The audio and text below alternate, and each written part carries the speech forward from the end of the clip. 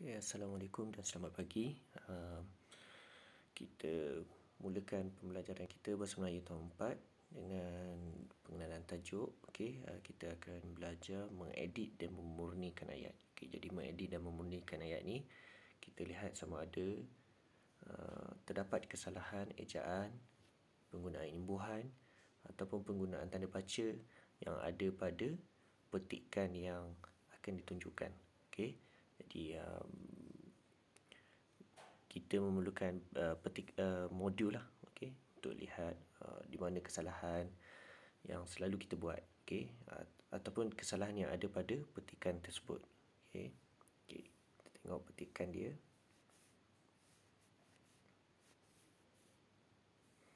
Okay, ini petikan dia. Okay, cikgu alih gambar cikgu ni. Baik. Okay, jadi petikan yang pendek saja. Kalau kita lihat di sini, okay, kalau kita tengok terendak, okay, terendak ni ialah topi ataupun penutup kepala lah, bentuk kon yang biasanya digunakan oleh nelayan dan sebagainya lah. Okay, dia dah bagi tahu dah segala info di dalam petikan. Okay, jadi kita akan cari kesalahan dia. Okay, cikgu tak nak baca panjang.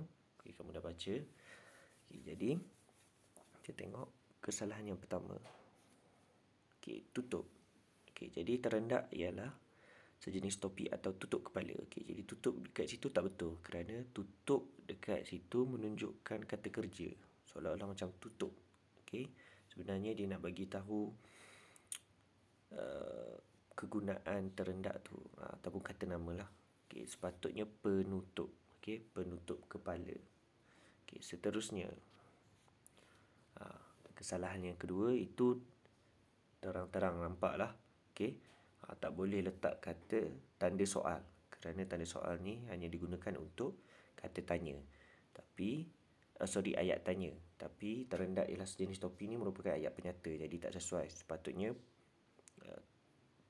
tanda baca yang paling tepat ialah noktah. Okay, kesalahan ketiga.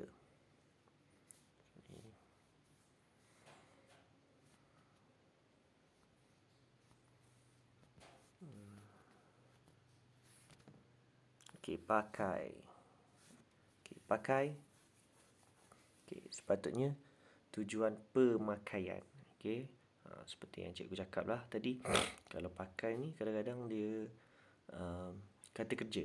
Okay, kalau pemakaian ni lebih kepada kata nama lah. Okay, dan pemakaian terendak adalah untuk menutup kepala. Okay, pakai ni tak berapa nak sesuai. Boleh juga digunakan tujuan pakai macam tu, tapi cikgu rasa untuk petikan, untuk penulisan ni tak sesuai. Okay, kerana tujuan pemakaian terendak. Okay, lebih gramatis. Okay, kesalahan. Okay, seterusnya.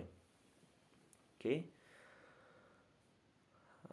Okey, dahulu terendak digunakan oleh nelayan petani dan penarik beca. Salah, penarik.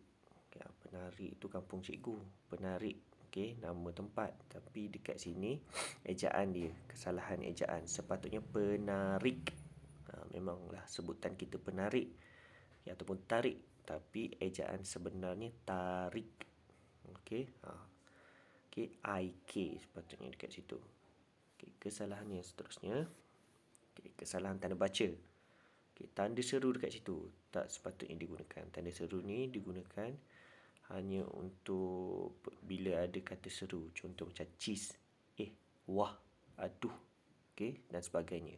Tapi dekat situ, kalau kita tengok situ, dahulu. Dahulu tu bukannya kata seru. Okay, tak menunjukkan emosi orang pun. Okay, kata seru ni lebih menunjukkan emosi orang. Wah, aduh, macam tu. Tapi dekat sini tak ada. Okay, jadi kata seru tu tak tanda seru tu tak sepatutnya ada kat situ. Sepatutnya tanda noktah. Okay, kesalahan dia seterusnya, lahir. Okay, ini salah, penggunaan kata yang salah. Okay, dah membawa maksud yang lain, bukan lahir. Okay, mereka yang lahir tu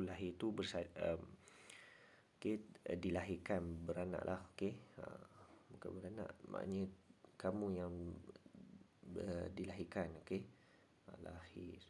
Lahir tu keluar ke dunia lah. Tak sepatutnya kat situ. Sepatutnya mahir. Okey, tersilap. Kamu selalu ada murid dalam kalangan kita ni selalu buat kesilapan macam tu. Nak eja lain, dia nak tulis perkataan lain tapi dia eja perkataan yang lain. Tersilap kat situ. Jadi sepatutnya mahir, bukan lahir. Okey. Okey. Okay, dan kesalahan yang terakhir, okay, dengan sesiapa yang berminat supaya warisan seni kraft tangan.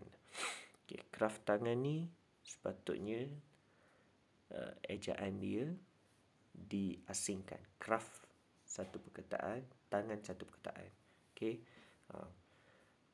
Kata ini kita panggil kata majmuk.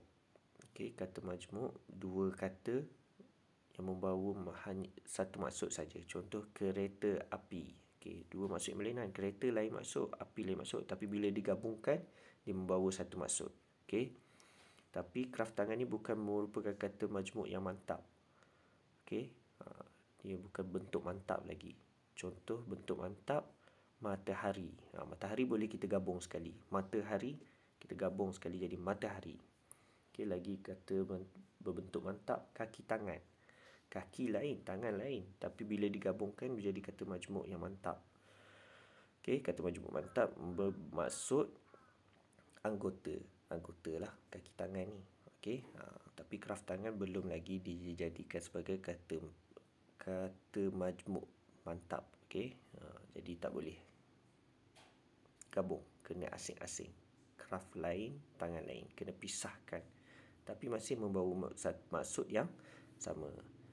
Okey. Cikgu rasa dah tak ada dah kesalahan yang ada pada petikan yang kita baca. Okey, jadi itu saja penerangan cikgu mengenai kesalahan yang terdapat pada petikan tersebut. Okey. Sekian, terima kasih.